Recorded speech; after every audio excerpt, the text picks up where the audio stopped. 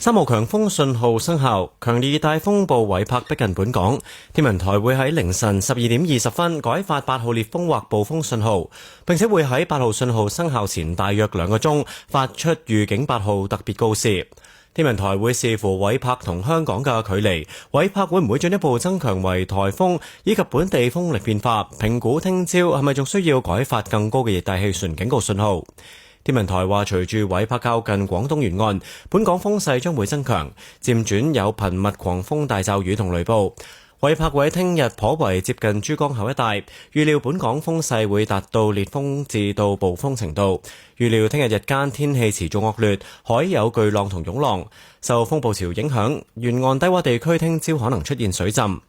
喺過去1個鐘頭，昂坪、橫瀾島同埋長洲泳灘分別錄得最高持續風速大約係每小時67、66同埋62公里，最高陣風分別超過每個鐘頭89、79同埋82公里。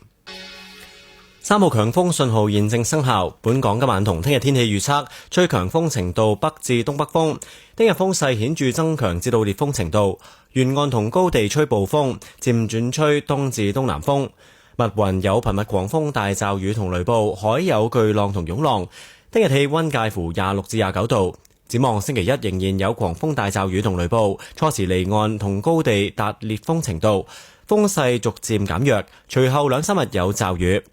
雷暴警告現正生效，而家氣溫係27度，相對濕度90%。